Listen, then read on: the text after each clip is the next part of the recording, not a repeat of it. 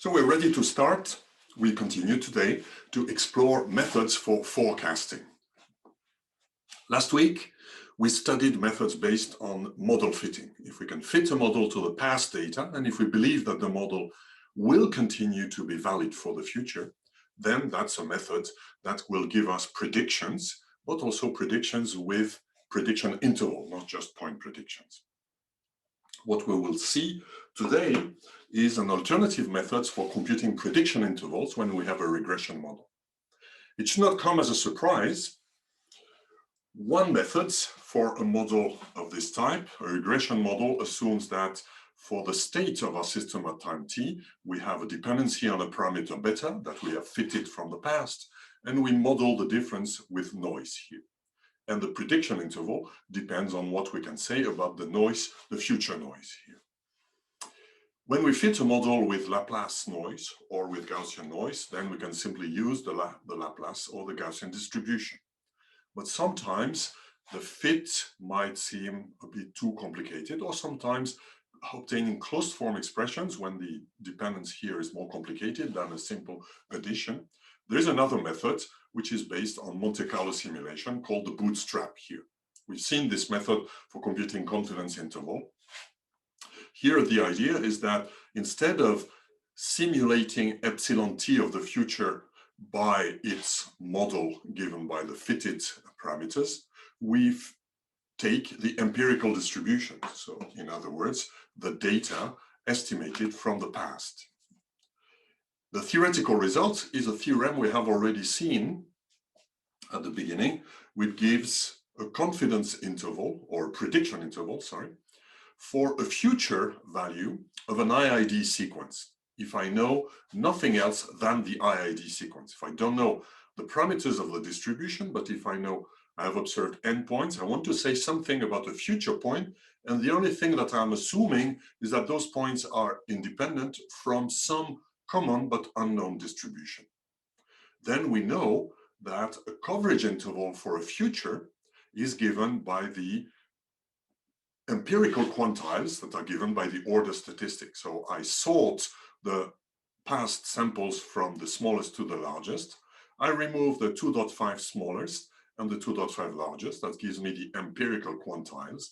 And this theorem says that with probability, which is given by this formula, we will obtain exactly a coverage interval. And we have used that when we used, for example, Monte Carlo simulation or the Bootstrap. For example, if n is 999, by removing 25 points below and 25 points above, we have a coverage interval with probability 95%. So that gives this algorithm. I fit a model of this type here. I estimate beta by some method, typically maximum likelihood, or some heuristic when maximum likelihood becomes too expensive. I estimate that the residuals are the the observed value minus the inferred theoretical value that they should have. And I take this bag of ETs as my proxy to the distribution.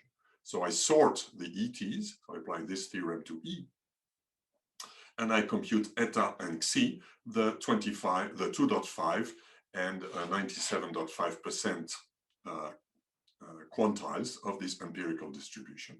And then the prediction interval I will obtain is the point prediction here, applied at time t plus L, if I wanted prediction L steps ahead, plus those two quantiles, eta and xi. Of course, if noise here is zero mean, eta will typically be negative and xi will be positive. So that is a simplistic method. But sometimes it's the only one that's tractable when we have a very complex model. What I show in the next slides is how I applied it to a model where, of course, it would not be necessary because I can do the direct application of the model that I have, but that gives us a benchmark to compare what this method gives to the more standard method based on the variance or the dispersion of the noise. This is the virus expansion data in natural scale and in logarithmic scale. Assuming Laplace noise, we saw that the best model we could have by looking at the residuals is Laplace noise in logarithmic scale.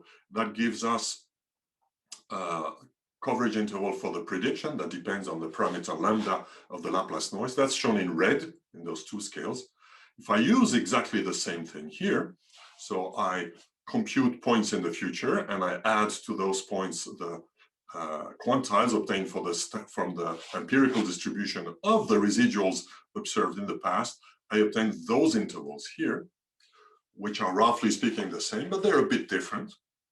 Here, they show some asymmetry. They are not exactly symmetric around the values like Laplace noise would be, which perhaps reflects on the fact that the noise term is not zero mean. I applied it to the other example. Here we had periodic traffic, which I fitted to a simple sine function, real part of a complex exponential. Then I see here the dotted lines are the prediction intervals I obtain if I use the estimation of the standard deviation of the noise. And the crosses, which are very close, but not quite, are the intervals I obtain if I use the Bootstrap. So in those two cases, there is not much difference.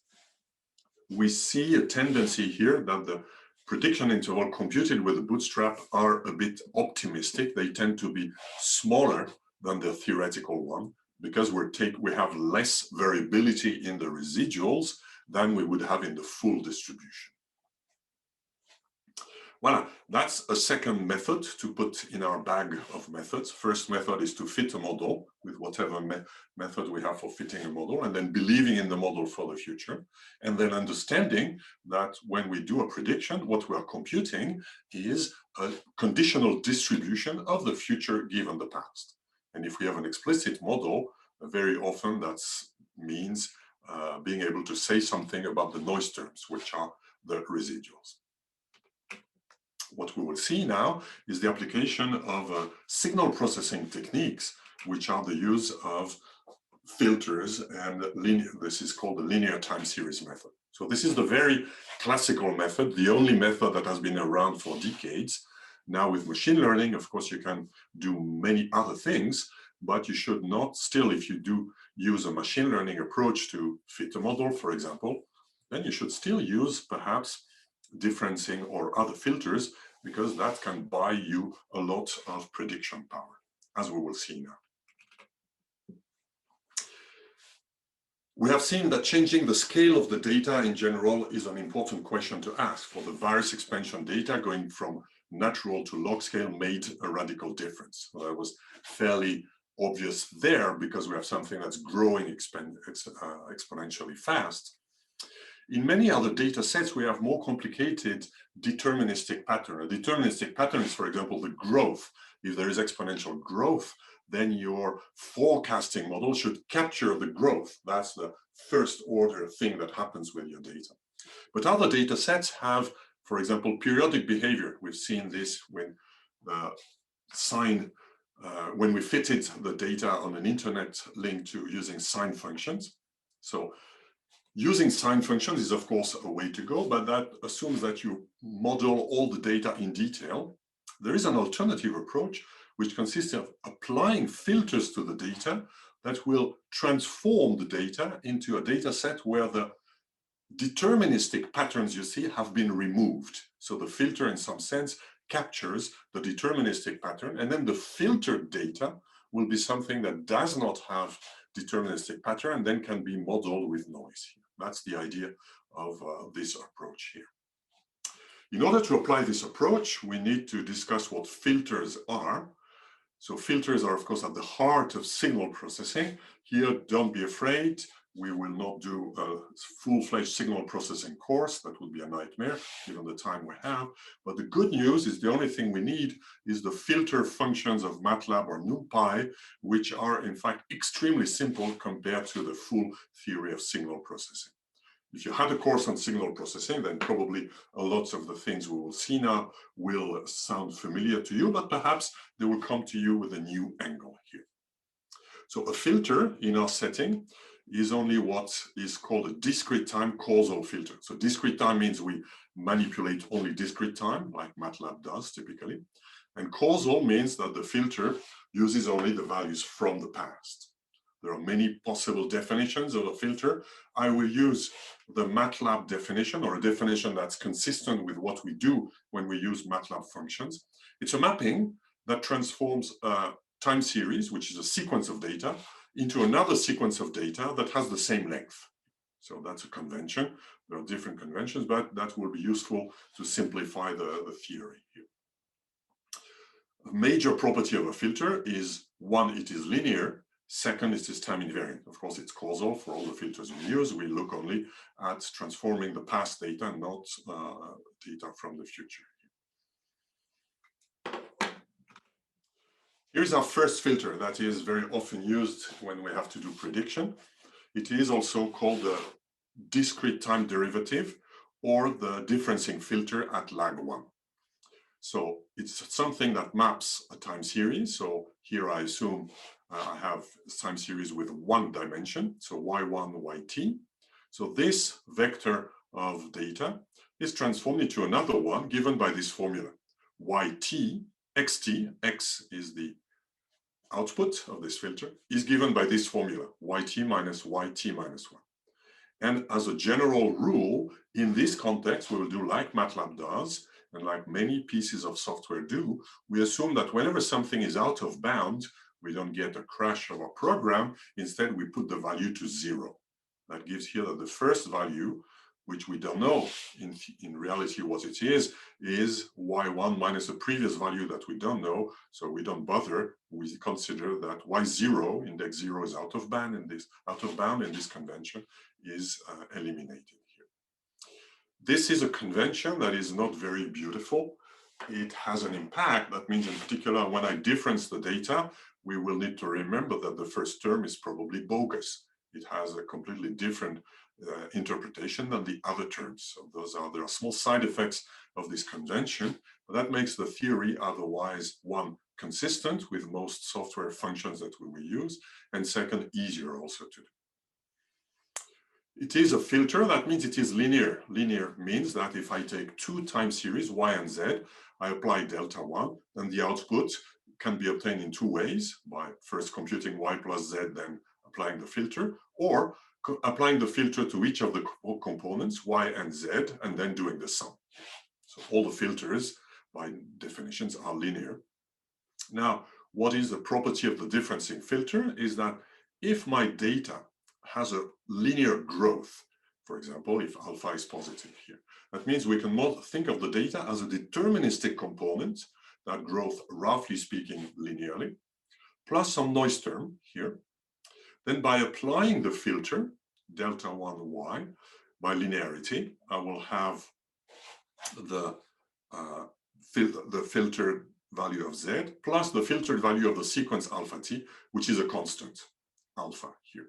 So that means that the filter delta 1 transforms a time series that has a trend that is growing here at a roughly constant rate or decreasing at a constant rate into another time series which does not have this linear trend. So we have removed the linear trend. And if you do that repeated times, then that removes polynomial trends. So that's the idea of using filters. Instead of forecasting y, for example, if we use the linear, this differencing filter, we will work on z. And because z does not have a linear trend, it will be pure noise. So we can probably forecast it in a much simpler way. And then we will come back to y by adding the trend.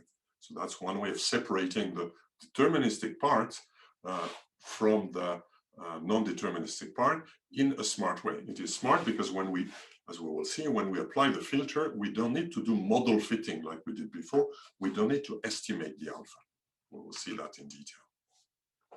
Another type of filters that is often used is to remove seasonality. Many time series have periodic components. For example, anything related to human activity is probably different at night rather than during the day, and might also be different on weekends rather than on a weekday. This is captured by using a de-seasonalizing filter with lag s, with index s, so RS. R stands for Roberts. This is a filter introduced by a certain Mr. Roberts. It is given by this formula. If you have a time sequence y, you apply the filter rs. The output sequence is x, given by this formula. It is the integral, or the sum. Discrete integral is a sum of all the terms starting from t backwards in the past, and you do the sum of s terms in the past here. Again, with the convention that if we go too far in the past, we set things to 0. And it's easy to see also that if yt is periodic of period s, then the filtered thing is constant here.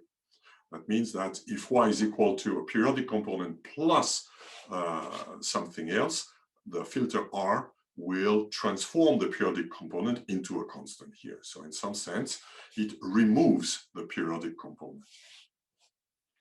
Sometimes instead of rs, we will, or many papers use differencing at lag s, where s is the period we want to capture, is given by a different formula. The output filter is given by the difference between the value now and the value s times in the past. Here, we will have the same thing, that if y is periodic of period s, here then xt is equal to 0. So if y is given to a periodic thing plus a small noise, then xt will be only the noise here.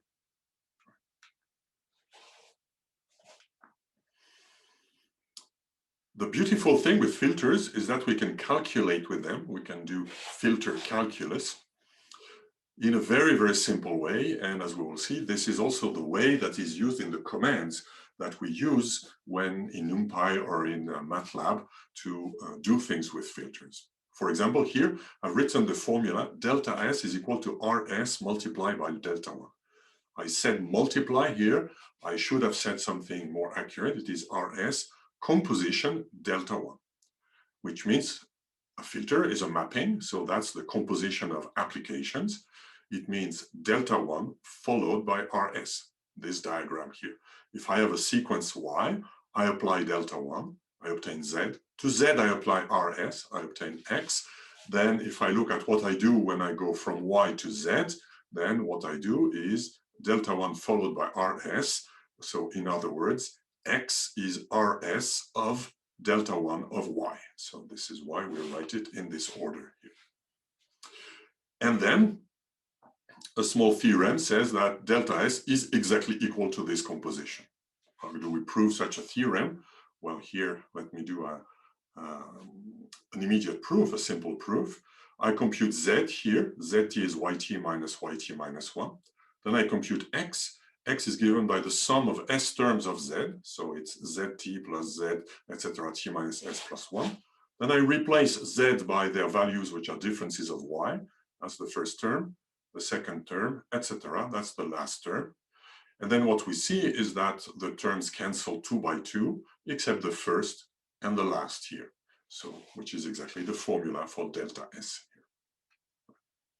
So, in fact, using delta s will cancel totally periodic component. Using rs will transform them into a constant, and applying delta 1 will cancel the constant. So, both rs and delta s are ways to remove a periodic component. Before seeing how we will use filters in manipulation of time series, let's do a bit of theory in the sense that map the filters to what you know already from linear algebra, for example. If we represent time series as column vector, again, I am MATLAB oriented, what is the matrix representation of delta 1 over the set of time series of length n? The time series of length n is the same as a vector of dimension n. We said that a filter is a linear mapping over sets of vectors that keep the same length. So in particular, it transforms a time series of length n into a time series of length n as well. So what is the matrix representation of the application of this filter to this specific set of time series?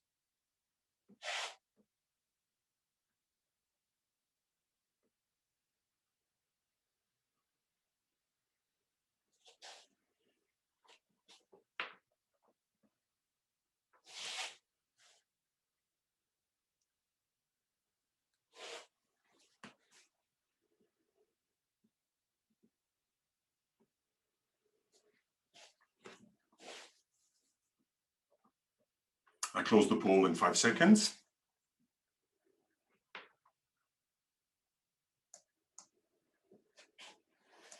And the majority says A, which is the correct answer. To see why it's sufficient to write the equations. Here, careful, I changed the notation. So X is the input and delta 1X is the output. So yes, so this is the output here. This is the input. So the differencing filter will give exactly those formulas. The first row is x1, the second x2 minus x1, and x2 minus x1, this is minus 1, 1 here, 0. Minus 1 for x1, plus 1 for x2, etc. So we see this matrix, which is a particular matrix. It is a triangular matrix with ones everywhere, minus 1 here, and zeros anywhere else. Same question for R4. So that we assume we have time series of length n on which we suspect a period of length 4. So R4, we take the integral over 4 components, which is the matrix representation of R4.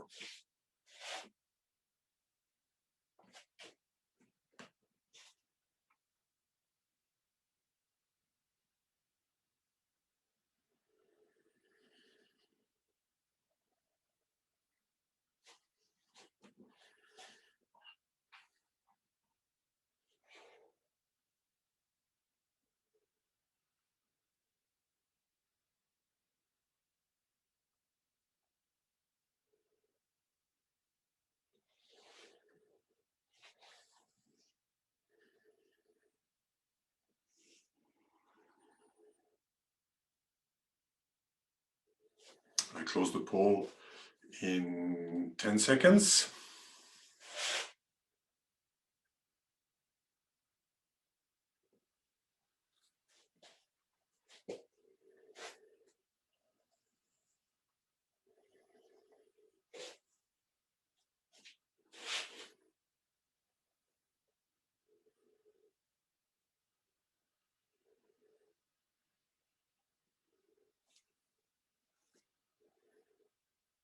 Closing.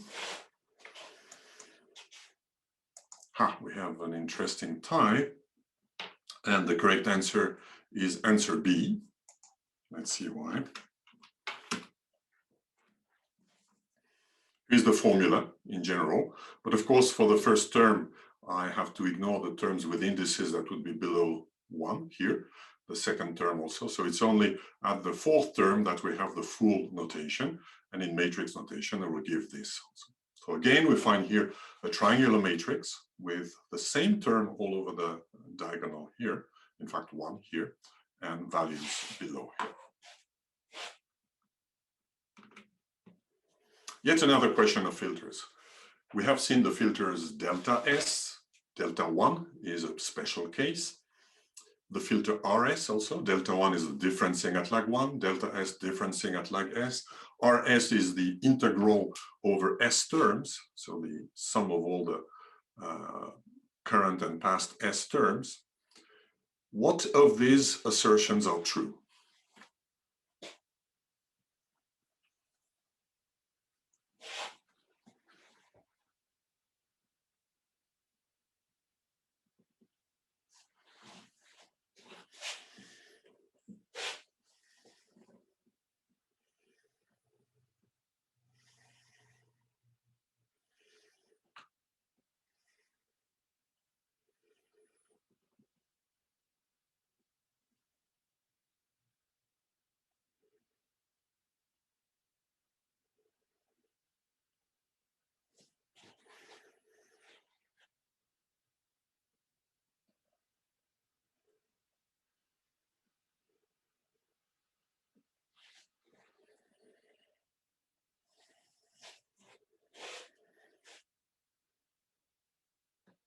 This is more tricky, admittedly.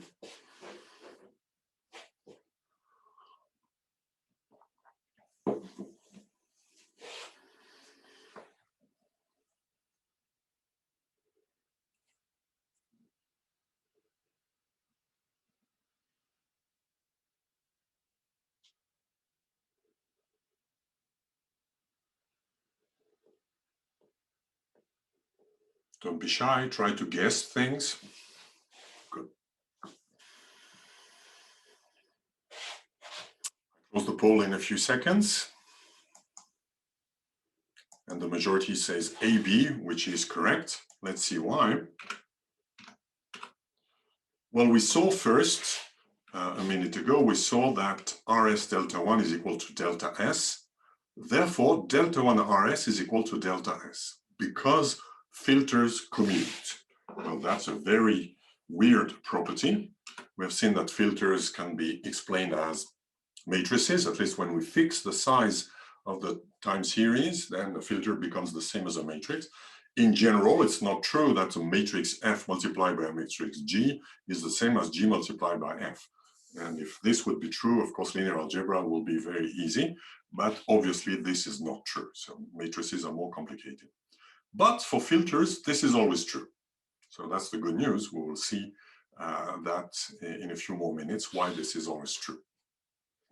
Now, the third statement, which is delta 1 equal to delta 2? Well, certainly what we can say that delta 1, which is typically noted in operator notation as delta 1 square, when is it delta 2? Then let's compute it simply. So if I have a time series y that are transforming x, then let z be delta 1, the intermediate point, so that we have this. Then I apply the difference to z. I will have the difference of the z's, which themselves are difference of the y, and that gives us y2 minus 2, yt minus 1 plus yt minus 2 here. So we see that it is not at all equal to yt minus 2, which is delta 2. So taking the difference at lag 2 is not the same as taking the difference at lag 1 twice. In fact, taking the lag 1 difference twice is called also the second derivative. By analogy to what we do in continuous time, the limit of the difference when the time slope becomes 0 is the derivative. If you do it twice, then the derivative of the derivative is the second derivative. So in some sense, delta 1 square is the equivalent of the second derivative. But this is not the same as delta 2. Delta 2 is something that does not exist in continuous time. It's something specific of a discrete time. It's differencing at a certain lag here, which will be very useful, as we will see. Here's an example of application to my data of my internet traffic. So my internet traffic has a small, strong periodic component. We saw how to model this using a sine function. Then we tried to add also polynomial growth, and then we discussed what should the degree of the polynomial be, etc. And we saw that it was not so easy. So an alternative approach is to apply filters. So here I applied differencing at lag 1 and differencing at lag 16. So why lag 16? Well, this is data series where the one data point is 90 minutes. So it has a daily periodicity, which corresponds to lag 16 here. So differencing at lag 16 produces this data. And now if you compare this to that, you see a big difference, right? Here, the primary pattern we see is a periodic component. Here, that has gone away.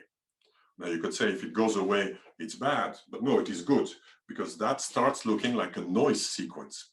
So at first approximation, perhaps we could say this is a noise sequence, and I can model that simply by using the Bootstrap by looking at the residuals. But we know also, if we look more carefully at the time series, and if we have longer parts of it, that there is some growth. So in order to remove the growth, I also did the differencing at lag 1. When we difference at lag 1, we see that the period doesn't go away, which is expected, but differencing at lag 16 will make the period go away. The growth goes away, but that's not very visible because the growth is not large. But since I suspect growth and period, I apply both, and then I don't need to worry. Here I applied both, and I don't need to say in which order I apply them, because we know that filters commute. So the whole idea of filters is that we think that modeling this and predicting this time series will be easier than predicting this, essentially because there is not much we can say about this other than it looks very much like noise. So predicting noise is easy. You say a new sample is the same as a past sample, or comes from the same simulator as a past sample. That's the idea that's behind that. So In particular, what I did here, I did a prediction, assuming exactly what I said here, that this twice difference time series is IID. I assume it's an IID sequence, therefore I can predict it easily. And by going back to the original data set, I obtain this prediction here. The point predictions are the plain red line, and the prediction intervals are the dotted lines here. And the true data is this thing here. So we see that we obtain a point predictions that in fact much finer than the prediction we had when we had a sine wave. In fact, we are using the past data to predict the future, and that in some sense is much more accurate. But the prediction interval is way too large here. So the prediction assuming that is probably not the correct model for the prediction interval, but gives good point forecasts. So what we will see in the rest of this lecture is how to combine the best of both, how to have the best point forecast with prediction intervals that are small here. In order to do that, we will need to dive a bit more into the calculus of filters, because now we are working on time series that are mapped from an original time series to a filtered time series.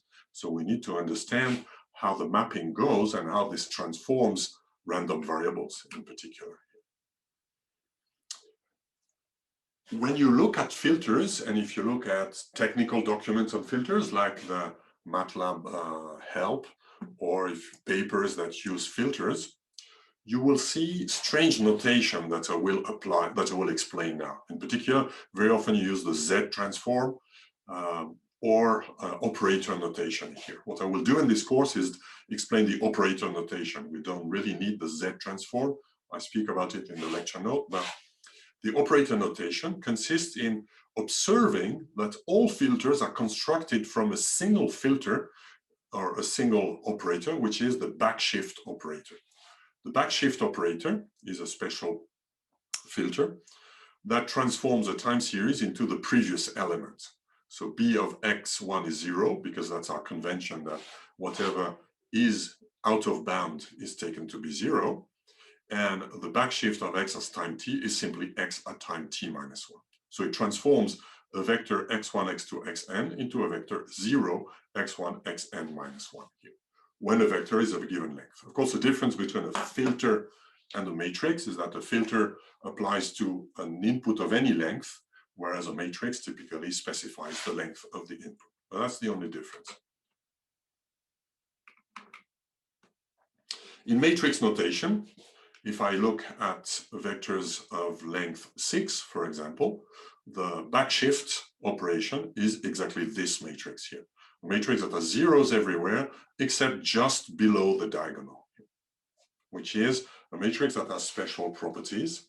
In particular, if I apply the filter twice, if I go 2 times backwards, then of course the line of ones goes down. Here we have zeros everywhere except 2 lines below the diagonal here.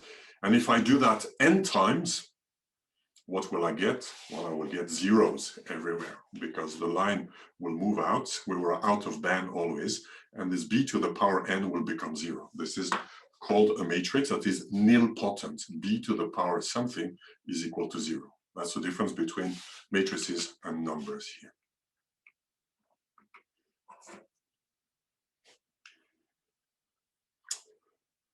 In general, one way there are multiple ways of representing filters, and the only real difficulty at the level where we are with filters is to be able to go from one representation to the other. Also, to understand the software we use, we need to be able to navigate between this representation or that representation. So here is a first standard representation, which we can take as a definition. A filter, again, here, when I say filter in this course, it means causal filter, is something that is given by this formula. It takes a vector of length t, for example, x1, xt, and it transforms it into another vector, fx, where the tth value of this is given by a formula of this type, h0 xt plus h1 xt minus 1, etc. Here. The numbers h are called the impulse response, for reasons that will become obvious later. So if we instantiate the vector on input sequences of length n, that gives this matrix representation. So similar to what we saw in the quiz. In the quiz, we saw several examples. Well, this is quite general. In the quiz, the coefficients were 1 for generic filters, the 1 or 0, right? For the B filter, we had zeros here and 1 there. For other filters in general, we have a first coefficient H0, which is everywhere on the diagonal, a second coefficient H1, which is everywhere below the diagonal, etc. Since a filter can apply to sequences of any length, the impulse response is infinite because n is not bounded. So there is an H sub 1 million, for example. So a filter is an object that is complicated because it has an infinite number of coefficients. In practice, we will see how to manipulate filters with description that have only finite number of components here. But in practice, when we apply a filter to a given class of vectors that have a certain length, then only a finite number of coefficients are interesting. This is why filters, at least digital filters of the kind we're using, are simple to use, right? We don't need to bother too much about infinity. For example, if I take a filter given by this formula, it transforms a time series x into a time series y, given by yt is 3xt minus 2xt minus 1 plus xt minus 2. That gives this matrix when we instantiate it over vectors of length 6, for example, 3 everywhere on the diagonal, then minus 2, then 1 here. And then the trick is that this matrix M here, we can also write it in this form. It is 3 times the matrix that has zeros everywhere except 1 on the diagonal, minus 2 times the matrix that has zeros everywhere except 1 below the diagonal. This matrix, we've seen it, it is the, oops, wrong direction. It is the matrix B. That is the matrix B here. So we have 3 times identity, minus 2B, and plus 1, the matrix that has ones everywhere, 2 lines below the diagonal, which is B square here. So in matrix identity, as long as we're interested on vectors of length, finite length, at least larger than 3, we can write M is 3 times identity minus 2B plus B square. In fact, this is true for the matrix, but it's true also if we think of filters. If we call B not the matrix, but the backshift operator, then this formula can also be translated. Applying the filter means taking 3 times the identity filter, the filter that transforms xt in xt, that's the identity, minus 2 times the filter that transforms xt in xt minus 1, that's the backshift filter, plus 1 time the filter that transforms xt in xt minus 2. This is the backshift filter square. We go 2 times backwards. So another equivalent representation of this is this one. The filter f is equal to 3 times identity. Now, by convention, when people speak about filter, they put 1 to mean identity. Of course, this might be confusing. From the context, you need to understand that 1 here is not a number. When I say 3, it's not the number 3. It means 3 times the identity filter. It means this formula here transforms xt into 3xt minus 2b plus b squared. That's what I call the operator representation of the filter f.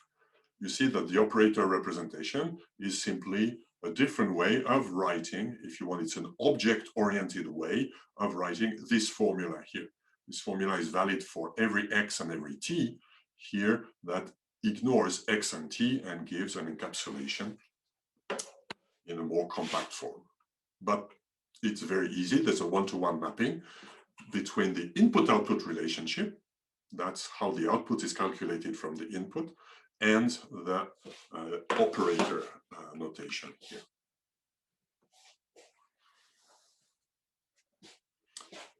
Why is the coefficient h called the impulse response? Well, we saw that a filter is given by the infinite series of coefficients. Why? We call in discrete domain, we call impulse the time series that is equal to 1 at first position and 0 everywhere. So you instantiate that with a finite length L. Then you apply this to a filter here, then what you will obtain by applying this formula here is for the first value H0. For the second value t equal 2, you will have H0, you will have H1, because etc. So you obtain exactly the output here. So the sequence here is the output of the filter when we take as input what is called the impulse. This is why the sequence of coefficients is called the impulse response of the filter.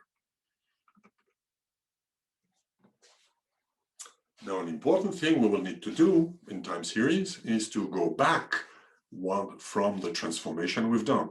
We transform a data series of the internet traffic on a communication link by differentiating it. When we will predict the differentiated time series, now we need to go back to the original time series. So we need to inverse filter. So remember that when we look at a filter by its action on time series of length n, then we can think of it as simply a matrix of this form here. Is a matrix of this form invertible? Well, the answer, well, it's a triangular matrix. When you have to invert a triangular n by n systems of equations, it will be invertible if the diagonal terms are non-zero, because you can solve the equation one by one.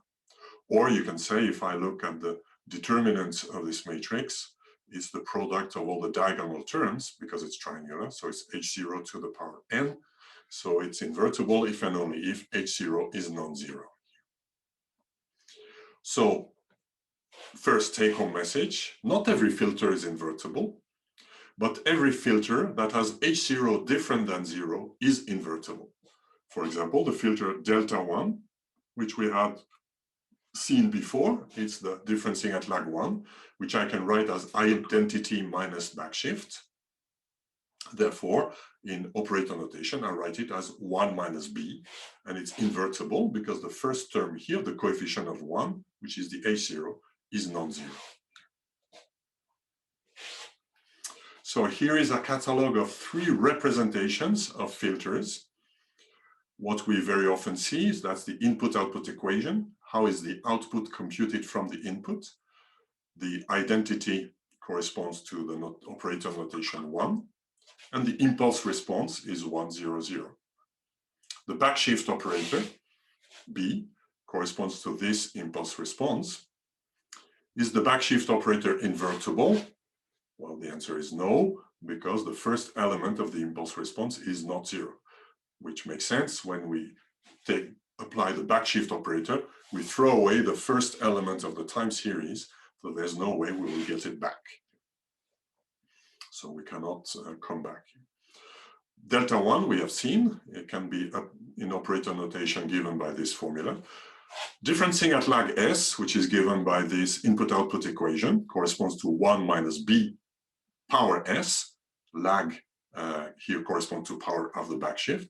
And its impulse response is 1 in first position, lots of zeros, and in position s, minus 1 here.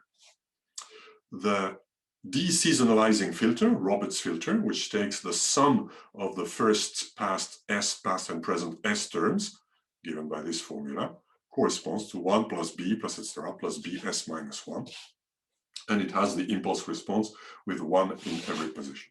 In general, an arbitrary filter corresponds to this formula and can also be written in this formula. Now it's an infinite sum, but remember, it appears to be an infinite sum, but there is never any convergence problem, because when we apply such a filter to any instance of a time series, we apply it only to finite time series. So if we apply it to a finite time series, we need to look at only a finite number of terms of this thing here.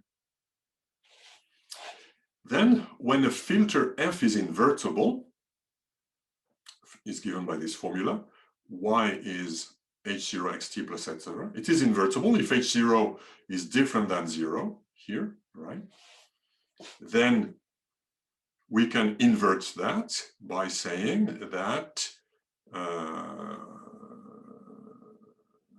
what am I writing here?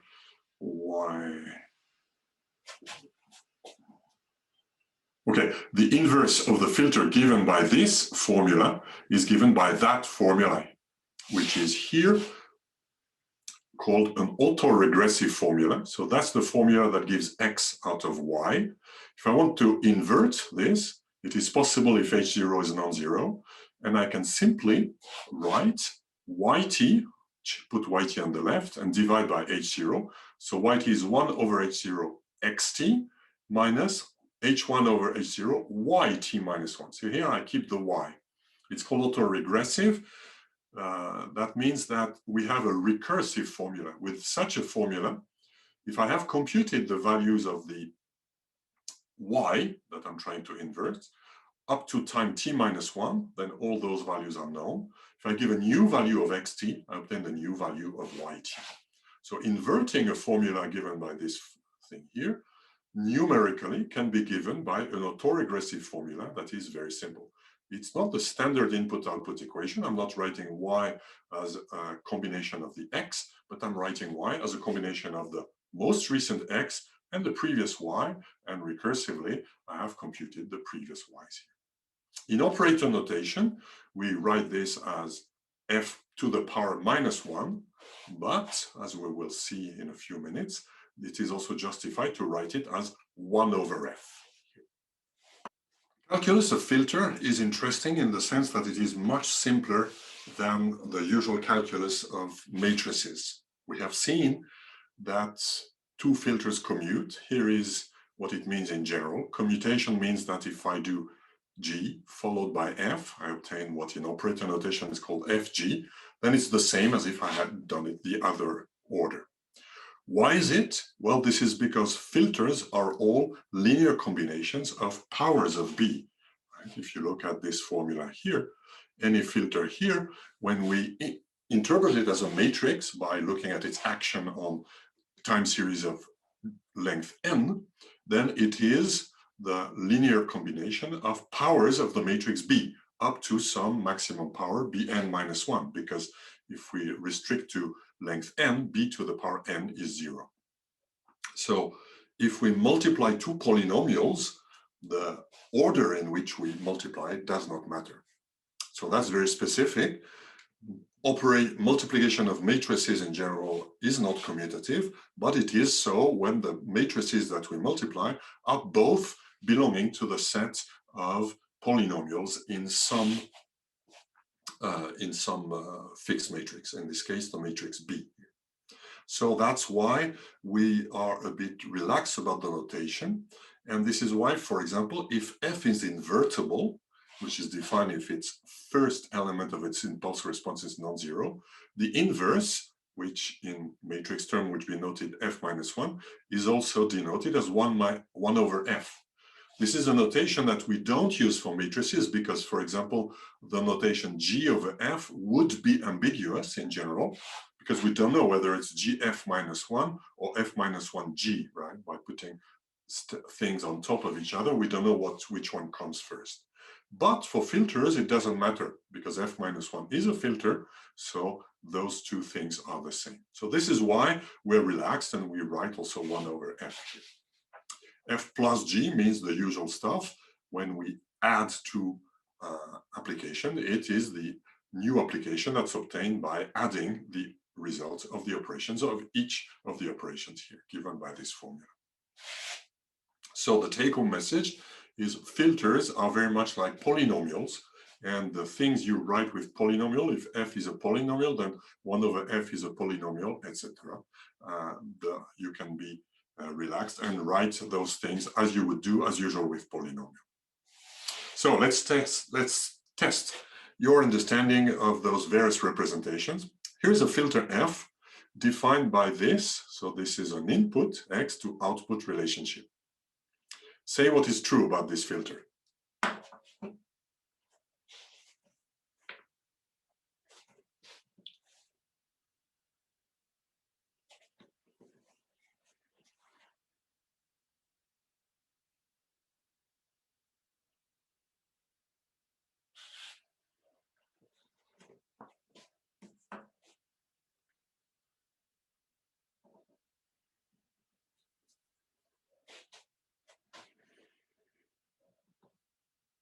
I close in a few seconds.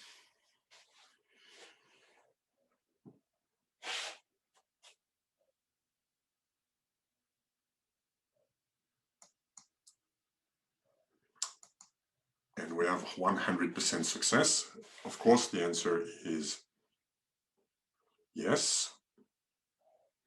This is true. That's the definition of the B operator. We know there's a one-to-one mapping between those two notations. And the definition of the impulse response, one possible definition, is to take all the coefficients that are here, 1, -3, 2, and then zeros everywhere here. The impulse response is infinite, but here there's only a finite number of non-zero terms. So the correct answer is A and B. Both A and B are true here. Okay, let's continue. A bit more tricky, but very frequently found. Here is a filter which is given by this equation here. Y is f of x, and we have this implicit recursive definition, yt minus 3yt minus 1 plus 2yt minus 2 is equal to xt. Is this a correct definition? Well, the answer is yes, because if we start with t equal 1, then we'll have y1, all those things that are out of bound are equal to 0, so y1 is equal to x1.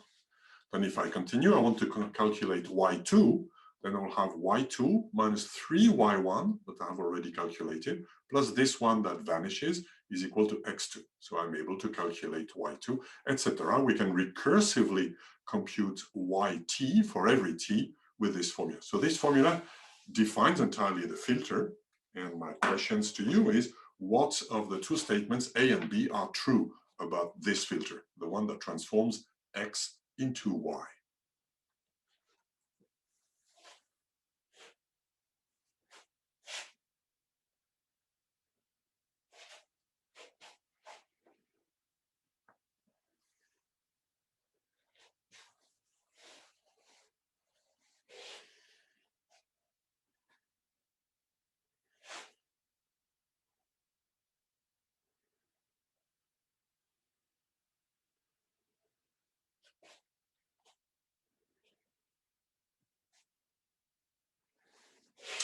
I'll close the poll in a few seconds.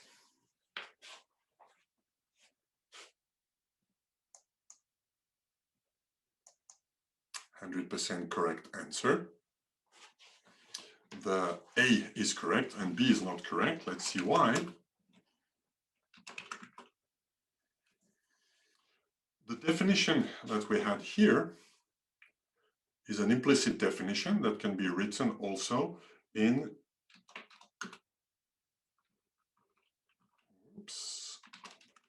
this form here. We can say that's y. The filter that is written on the left here, applied to y, gives x. That's exactly writing this definition here. Now we can interpret that by saying that in order to obtain y, what we have is to invert the operation that is given here, because this operation gives x out of y. So the mapping f is in fact the inverse of this mapping here. Well, of course, we need to check that this inverse exists. Well, it does, because the first coefficient, the h0, is non-zero. So this filter has an inverse, and this inverse is written in this form, 1 over 1 minus 3b plus 2b squared. So this is a valid notation, and this has to be understood. This is the inverse of the filter equal to identity minus 3 backshift plus 2 double backshift here. So the first question here is correct. F is equal to this. Is the impulse response given by that? No. What was proposed is the impulse response of the inverse filter. The inverse filter has impulse response 1 minus 3, 2. What is the impulse response of this filter? Well, there's many ways to get it. The easier way is to ask MATLAB to compute it for you. So if you give a filter to MATLAB in this form, we'll see how to do it. Then you ask MATLAB to give the impulse response, and it will compute it for you. You can also compute it by doing power series expansion. This is 1 over 1 minus something. 1 over 1 minus something is 1 plus this thing squared plus etc. And this works because, in fact, if we expand this, when the exponents become large enough, we will have b to the power n when we apply it to time series of length n, b to the power n becomes 0. So it's not really an infinite series, right? It's an infinite series, but where the application, the instantiation to every time series will yield 0 when the powers exponents become large enough. So the good news here is that the traditional things you've learned in Calculus 101, like power series expansion, Taylor series, limited developments of rational fractions, for example, applies here. So here I can compute it. The first term is 3b minus 2b squared. Then that gives me the terms of order b. The terms of order b squared, there is one here. Then there is a b squared coming from this one. And the following terms will have order larger than 2. So I have the beginning, 1 plus 3b plus 7b squared, etc. The sequence of coefficients here will be infinite. There is an infinite impulse response here, but there is a finite representation of this filter here. So that's the trick. This is how, in practice, we use filters. We use filters by avoiding to have infinite representations. And one way to use it is, for example, this one. This filter is the inverse of a finite impulse response filter. It has an infinite response, but if I write it in this form, I have a finite representation of this filter.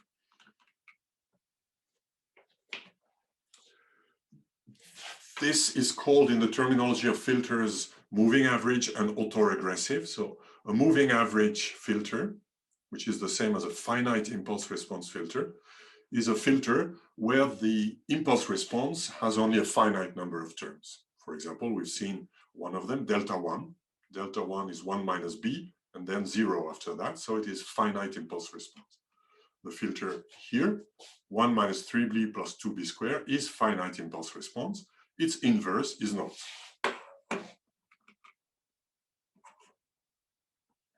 So a finite impulse response filter, also called a moving average filter, is a filter of this form where there is a maximum exponent p, and all the terms of degree larger than p have 0 coefficient here.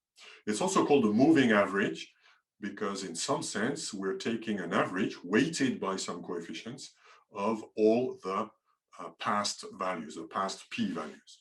It's not really an average if the sum of the HP doesn't go to 0 to 1. An average for me is something where the sum of the coefficient would be 1, but it is still called a moving average filter here. An autoregressive filter is a filter like the one we just saw in the quiz. It's a filter whose inverse is a finite impulse response filter. So this filter here is called an autoregressive filter. Oops. An autoregressive filter, in general, is therefore a filter of this kind, f equal 1 over a polynomial in B, and it's called autoregressive because we do a regression of the variables on the past. In order to compute yt, we use xt and the past values of yt itself. So it uses a feedback of the previously computed value to compute the next value. That's why it's called autoregressive filter. And then perhaps the most widely used family of filters is a combination of the two. It's called an ARMA, AR for autoregressive, MA for moving average. It is a composition of a filter of this type and a filter of that type. Since we know that the composition commutes, we can take it in every order, and we can simply write it as the division of two polynomials here. If we divide two polynomials, of course, the denominator should have a leading coefficient that is non-zero. And also, if I divide two polynomials here, if I multiply the top and the bottom by a common number, for example, by 2, I don't change anything, which means the coefficients are undetermined. They're not uniquely determined because they're known up to a multiplicative constant. So very often, the generic ARMA filter is assumed to have one of the coefficients equal to 1. In fact, the first denominator coefficient, which we know must always be non-zero. So this one, we usually set it to 1 here. But it's not necessarily the case. For example, in MATLAB, you need to pass this as a 1 explicitly. But traditionally, that's the default value we would take. In MATLAB, for example, we use the function called filter. The filter function, so you see how generic an ARMA filter is because the function that produces the output of an ARMA filter is called by MATLAB the filter function. So filter PQX implements the ARMA filter, where the numerator polynomial is given by the coefficients P, and the denominator polynomial is given by the coefficients Q, right? Where typically we impose that the first is 1 here, and X is the input vector. So you specify a vector with some length here, and then filter PQX will work for any length, but you need a finite length here, and will produce an output of the same length, which is given exactly by the ARMA formula. The ARMA formula can be explained in this way. That's the operator representation. But we can also explain them in the input-output relation. And the input-output relation will give this formula. It says that the filter, the denominator filter, the Q applied to Y, is equal to the filter P applied to X, right? This is what it means when we say P multiplied by the inverse of Q, which is a recursive formula to compute Y out of X. I need to know the current X and all the past up to Q X's, and the past P Y's here. Apply this formula. Very often we use polynomial, in particular when we use Z representation. So the polynomial operator representation here is the polynomial f0 plus f1b plus fpbb. In signal processing, people use the other way around. So what they call the numerator polynomial is putting the highest degree of the variable at p0 psi p, etc., plus pq. And same thing for the denominator polynomial here. So we have, for example, for this filter here, we 0,1 plus 0,2b plus 0,3b squared over 1 minus 0,2b, which corresponds to this input-output relationship, y minus 0,2b minus 0,2 yt minus 1. So this here gives the denominator, is equal to the numerator, 0,1 xt plus 0,2 xt minus 1 plus 0,3 xt minus 2. That's the input-output equation, which is recursive. That's the operator notation. In MATLAB representation, to compute the output for a given x, I would simply say filter 0, 1, 0, 2, 0, 3, 1 minus 2 apply to x. And if I want the impulse response of this filter, I will put into x an impulse vector, 1 followed by 1 million zeros. And if I do that, I will have the 1 million minus first elements of the impulse response. So here's an example where I plotted in blue the x. So I put it as continuous line, but this is really discrete time. So for every point here, also where there's a green dot, I computed the value of x. Then I applied this filter, the autoregressive filter, to x, and I obtained the red curve. Why do I use this filter rather than something else? Well, we'll see reasons and arguments to use one filter rather than another one. But for the time being, let's admit that I had some good reason to apply this filter. That transforms x into the red thing here. Now, very often, as we will see in the use for time series, we need to invert the filter. How do I invert? Well, at least from the MATLAB viewpoint, it's very easy because the inverse of f over g is g over f. So if I want to compute the reverse filter, I say simply x is 1 minus 0,2b, that used to be at the denominator, comes to the numerator, and similarly for the rest here. So in MATLAB, I will simply change the role of P and Q, filter Q, P, Y here. And of course, that works if the first element of here, the numerator, is non-zero. Right? So I did this, that's very easy. I generated a time series X. I used the MATLAB filter PQX, I obtained the blue. Then I took the blue as input, and I did X, I did filter QP of Y, and I obtained the green dots here. So we see that at the beginning, as expected, the green dots are exactly equal to the blue points. But after some time, things get bad. In fact, it diverges. After some times, it is not equal. And in fact, after some time, I get floating point errors that doesn't work anymore. Right? So after t equals 60, the results are incorrect.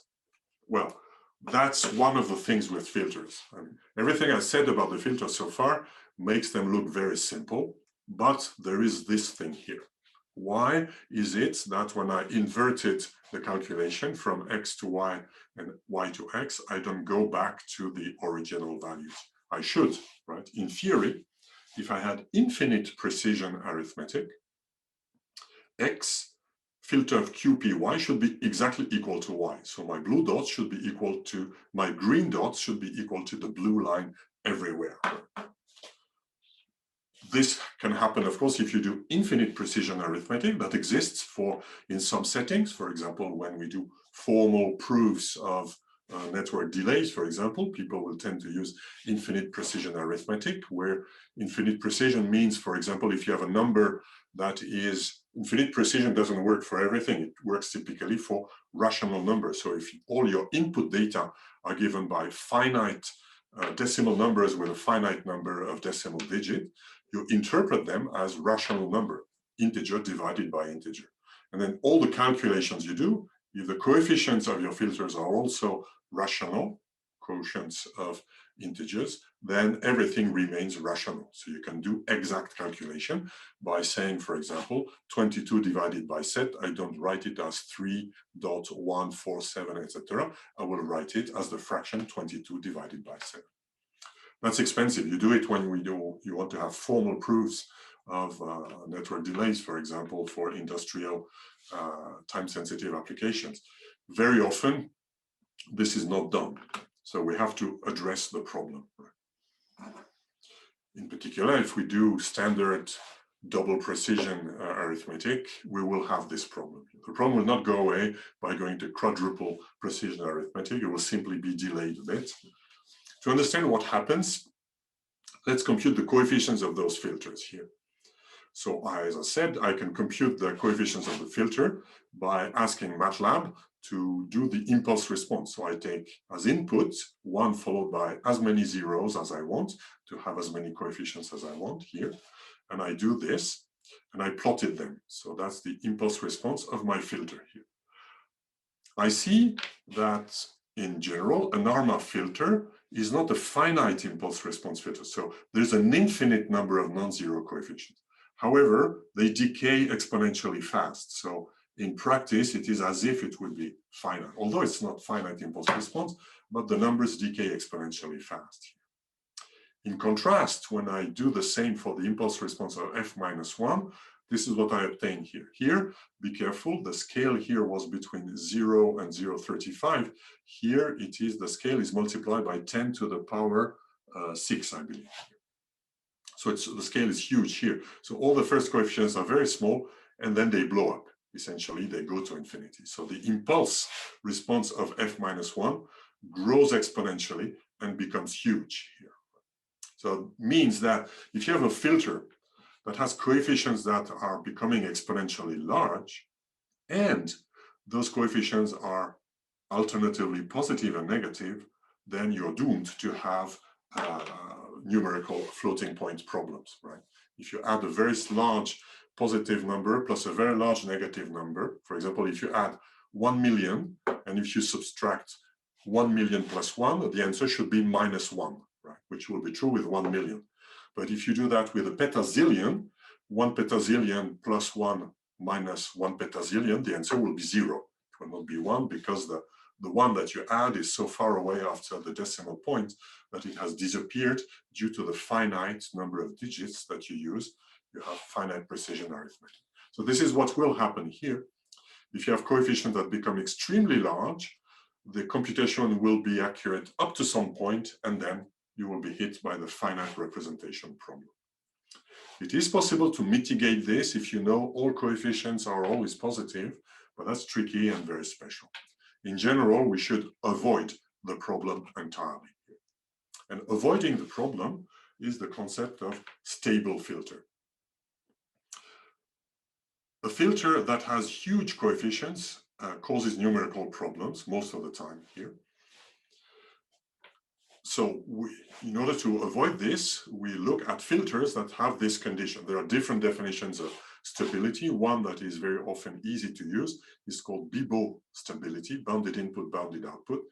and it corresponds to saying that the infinite series of all the absolute values over the impulse response converges. It's a converging series here, which will be true in particular when there is exponential decay. And in practice, for all the filters we will be using, or at least all the ARMA filters, it will be true either because it will be true when there is exponential decay. So the numbers Hn go to infinity, go to zero exponentially fast, or they go to plus infinity. Usually there will be nothing in between, with one or two exceptions that we will see.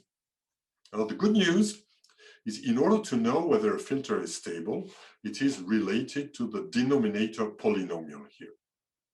And there is a result that comes from linear algebra and diagonalization of matrices, or recurrence analysis of iterative schemes, that says that a filter is bibostable if and only if the zeros of this polynomial have a module less than 1. Well, this has to do with the fact that this is, in some sense, the characteristic polynomial of some matrix. When we'll diagonalize it, this will be the eigenvalues, will be the poles of this. And when we put the matrix to the power something, if the eigenvalues have a module less than 1, then things will converge. It may also be that the denominator has no zeros because, for example, which is typically when all coefficients are 0, so the denominator is of degree 0, it's a constant, in which case there is no 0. So the zeros of the polynomial denominator are called the poles. Be careful that the denominator of interest is not the polynomial of interest is not the one that is written here. It's the one that we obtain when we reverse the order of the power. So we give B0 C to the power Q here.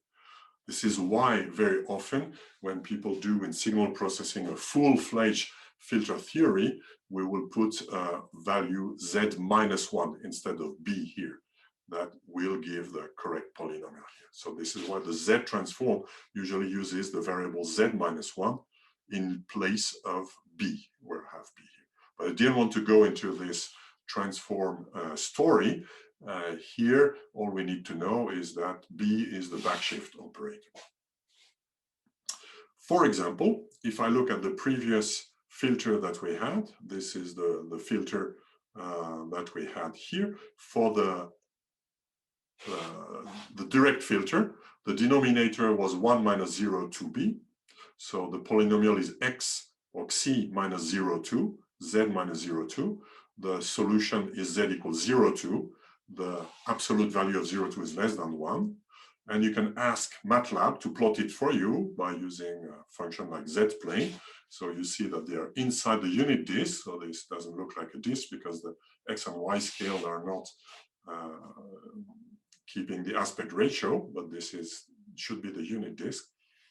In contrast, if I look at the reverse filter, for the reverse filter, the zeros are the zeros of the denominator of the reverse filter, which is the numerator here. And the polynomial is 0, 1, z2 plus 0, 2, z plus 0, 3. I can solve this. I ask MATLAB to solve it. I will have complex numbers. I calculate the modulus, or I plot them in the complex plane, and I see that their modulus is larger than 1. And in fact, we will see that when we compute, we will have powers of this, and here this is why it will grow exponentially fast. So take-home message, when we use filters, and if we want to inverse them, it is good if they are stable. And if the filters are constructed by ARMA formulas like this one, it's very easy to compute them. So here I use another filter. I use the filter given by this numerator polynomial and denominator polynomial. I did the same trick as before. Blue is the original time series, red is the f of it, and green is the inverse f applied to red. And we see that if the filter is stable, then there is a good match. Sooner or later, if I compute a petazillion of points, there will still be numerical errors that will accumulate because the formula is recursive, but an accumulation of errors when the filter is stable will need a truly extremely large number of data points to see a divergence here. Here I can check that the zeros of the filters and the poles of the filters are all within the unit disk, which means the filter is stable, its poles are within the unit disk, and the zeros of the numerator, which are the poles of the reverse filters, are within the unit disk, so both are stable. And we can see it also by looking at the impulse response. This is a finite impulse response filter. Its inverse has an infinite impulse response, but it decays exponentially fast to zero. Voilà, that's the trick with filters. Filters are a bit complicated to use, are simple to use, but you have to check that you obtain something that will be numerically stable. A little quiz about the filter that we've seen, the ominous one. So this one is one that is, so the filter y equal f of x, where denominator polynomial is given by this one, and the numerator is this one. So that's the reverse filter, the one that maps red to green. So if I take this filter with this numerator polynomial and this denominator polynomial here, what can we say about this filter? I propose 3 statements.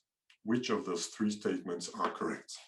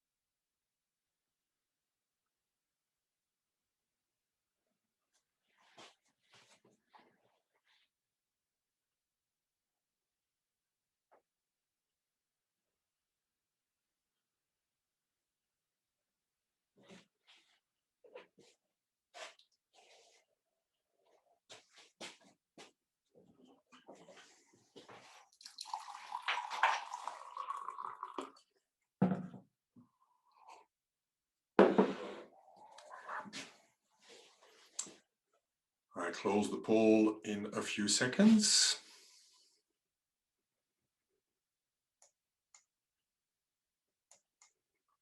We have a large variability, so let's see what is correct. The first answer is correct. It is, in fact, the definition of this filter. We say that the numerator polynomial, that's the polynomial that applies to x, is 1.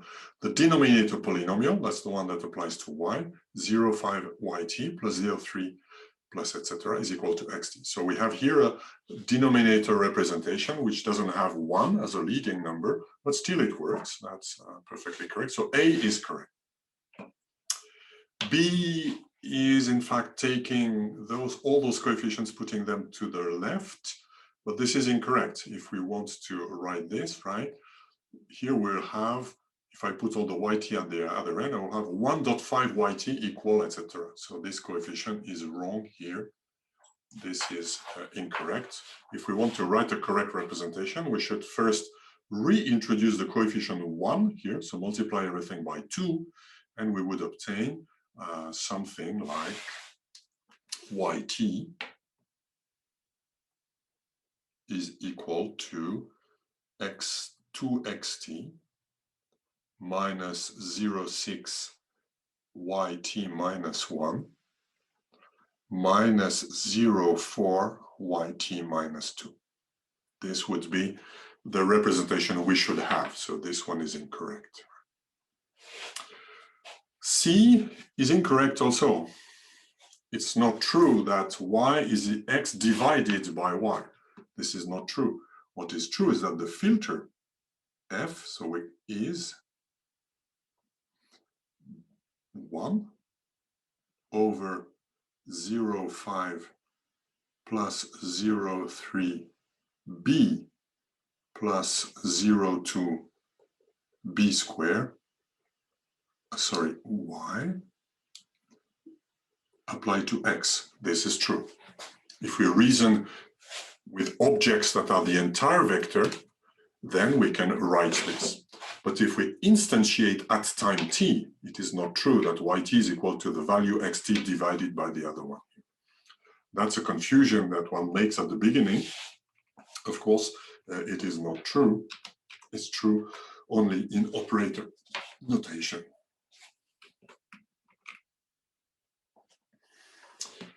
Very often, we also read in the literature or in the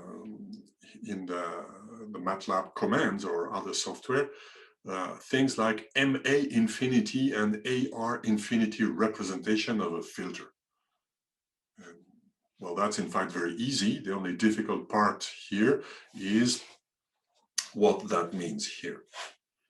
The standard input-output relation here, which is in some sense the definition of a filter, right? We saw this as a definition. We say a filter is given by a series of coefficients, a sequence of coefficients called the impulse response, and the formula to obtain yt is this one here.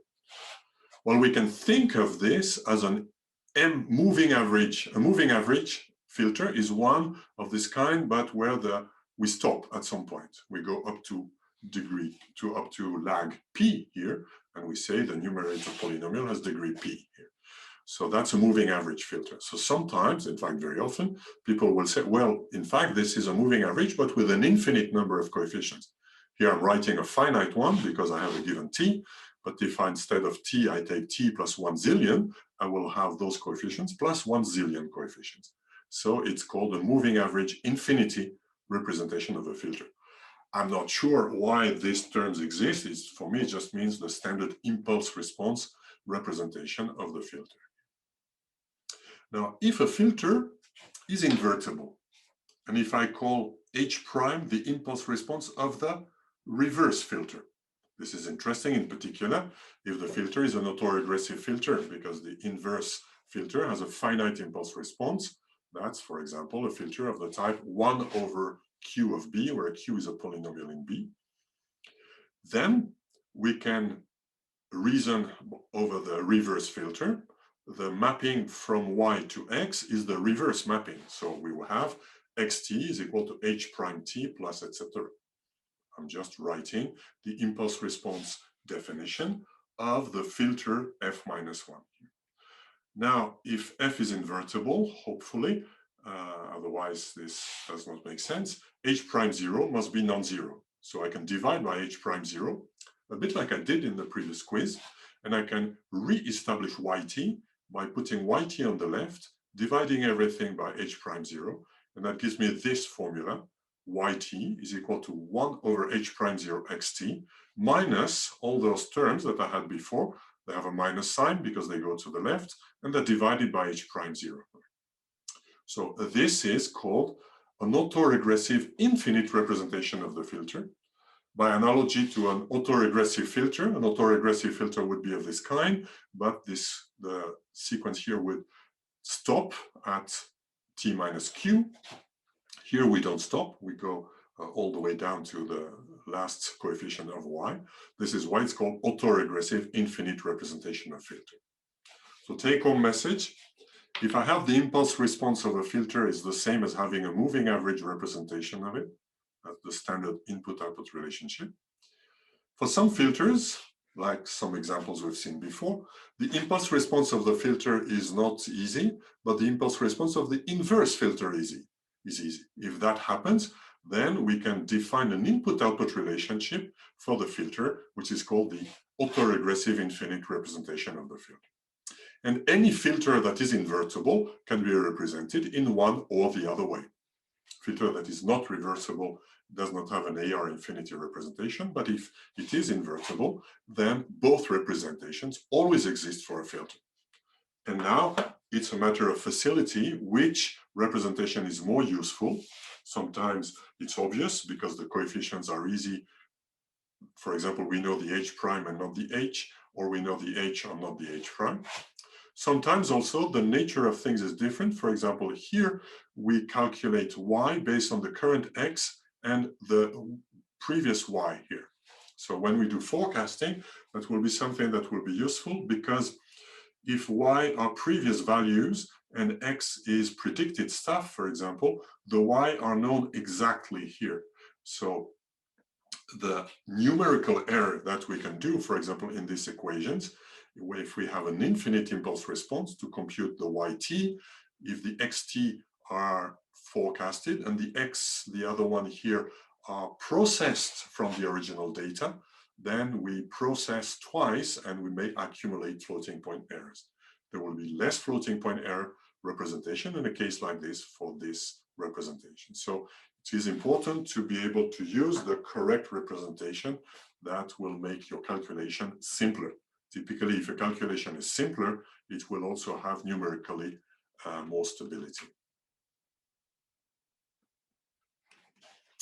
Well, I think now we know everything to close the first part of our loop, which consists in looking at how I did this prediction here. Remember, 1 hour ago, I said, I have my time series, which looks periodic, is periodic at period 16, but it looks not exactly like a sine function. Therefore, I apply differencing at lags 1 and 16 and obtain a difference time series, xt here. And then I said, well, let me do a very, very simple prediction exercise. I will pretend that xt is IID. We will see that there are techniques to check the IID-ness, but right now let's not dwell upon this, and let's assume it's reasonable to assume it's IID. It's not so violent. Perhaps there are values that all of a sudden are large, but it looks really like noise, right? There we don't see any pattern, we don't see any seasonal or trend, seasonal component or trend. So, and it looks like it's distributed around 0. So it's reasonable to assume this is white noise. So I can do easily a prediction in X, right? Because white noise consists in saying the future is independent of the past. So the prediction of the future is 0 if it's white noise. So I can do easily prediction in X, but I need now to do the calculus. How do I go from Y to X and vice versa? Well, we know how we go from Y to X because we've applied those two filters. So we know that X is equal to delta 1 delta 16 times Y, which we can write in this form. For example, here, this form is the moving average representation of this filter. It says YT is equal to XT plus YT minus 1 plus YT minus 16 minus 1 YT minus 17. That's a representation. Out of the many representations of this equation, that's one that I will find convenient because it gives me YT, which is if I do prediction at time t minus 1, for example, if I apply this at time t and I now shift everything by 1 time unit, we know that YT plus 1 is equal to XT plus 1 plus the YTs here. Now remember, when we do a prediction, we ask the question, what is the conditional distribution of the future given the past and the present here? And the important thing is given the past and the present. When we say a conditional thing given, that means we treat everything that is given as non-random. We put ourselves into a scenario, out of the zillions of simulations we could do, we look at only those simulations where we know those values have been taken. So we don't need to simulate them into the future, they are given here. So here, I'm putting this here, given that we do this conditional thing, we know those values. They are known and given. They're not random. They're treated as the values that we have observed. But xt plus 1 is in the future here.